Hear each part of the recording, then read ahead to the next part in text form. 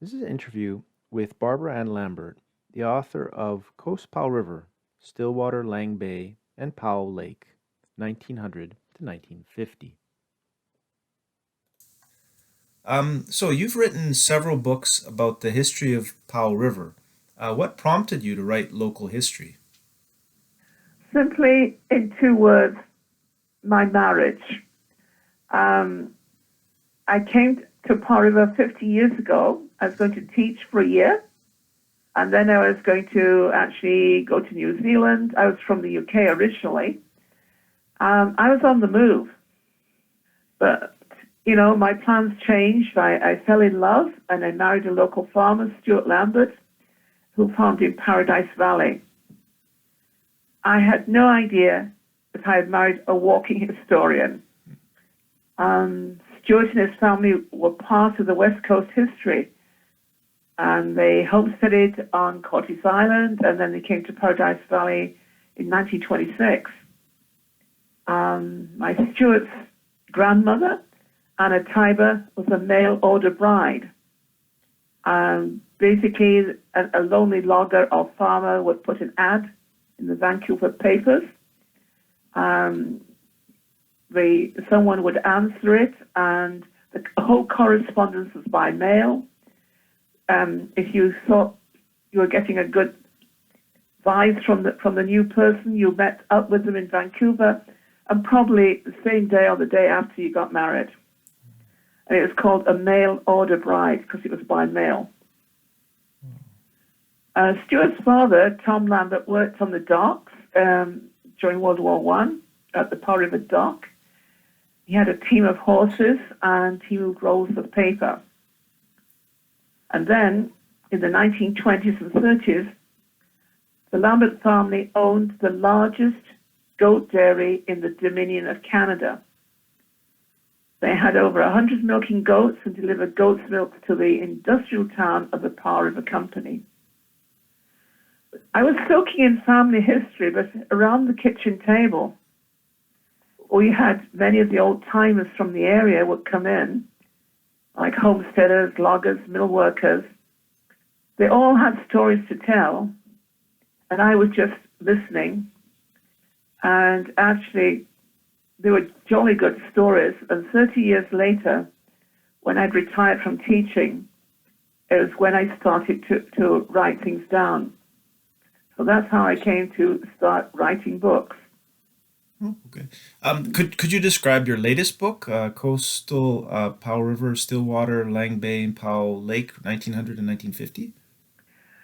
Um, Coast Powell River is a collection of personal stories and photographs of the men, women, and children who came to the Powell River area during the first half of the 20th century. It includes the Kennedy family, who had 11 children, who attended the Lang Bay School. The school was open 1920 to 37, and there was a Kennedy child in every class, every year, for 17 years. And there's the story of the milkman who saved lives during the town's fight 1980 flu pandemic. Anyone in distress would leave a note in a milk bottle, and he would deliver it to Dr. Henderson at the hospital. And also, what comes to mind, Mrs. Duke ran a successful tea room at Frolander Bay. The Vancouver tourists were coming up on the Union steamships, and she sold them delicious teas, afternoon teas, for the wonderful price of 35 cents in the 1930s, and other stories as well. That's great. How did the community of Stillwater change between 1900 and 1950? At the beginning in 1900, everything was a small operation. The logging operations were right. You see, the ocean was the highway. There's no roads at that time. And if you're going to get your logs to Vancouver, the only way you were going to get them out is by sea. And so it's just on the fringes, it's on the edge where sometimes single operators would be logging, and it was with oxen, and it was easy to get them to the water.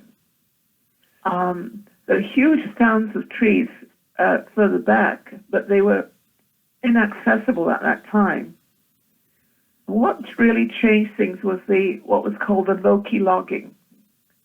And this was using locomotives and tracks to go way back to different areas where there were huge stands, and then they would bring them out to the beach that way.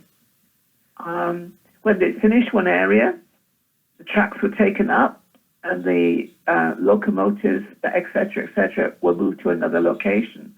We used the same tracks over and over again.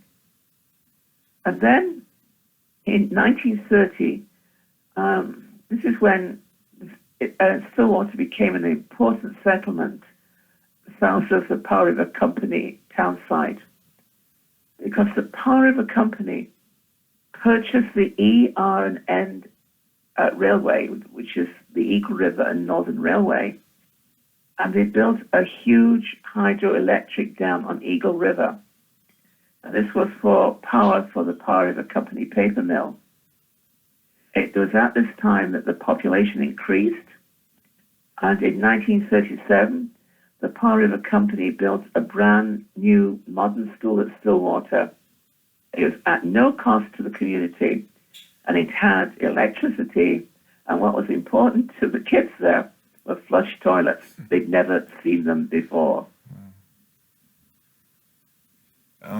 Are there many buildings in Lang Bay that are still standing today that were there a century ago? I can only think of three, and there could well be more, okay? The first one that comes to mind, of course, is the old Lang Bay School, which is now a community hall, and is 100 years old this year. It's their centenary. There's also the old Lang Bay post office and shop is still around. It's down at the old Lang Bay dock, and it's now a home. People live in it, and it's a very interesting house. And I can also think of a logging camp cabin from the 1920s, and this is used as a summer home on the Lloyd property, and that's also near the Lang Bay dock. I can only think of those three, but there could well be more. What's your favorite story that you discovered about Powell Lake when you were writing this book? To me, it was the absolute remarkable adventures of Jack Dice. And Jack Dice was known as Cassier Jack, and the stories are told by his son Bob Dice. And the one story that stands out for me is for Jack's legacy, and it was his work and determination to gain public boating access for Powell Lake. He did it for the people of Powell River. He wrote letters to the paper. He went to the council. He just never gave up. And basically his legacy is that he achieved public access to a lake which is open to everybody. So what do you find most fascinating about writing local history? I call it finding treasure. And this is researching stories that have never been told before and that would get lost. And my great love is discovering old photographs.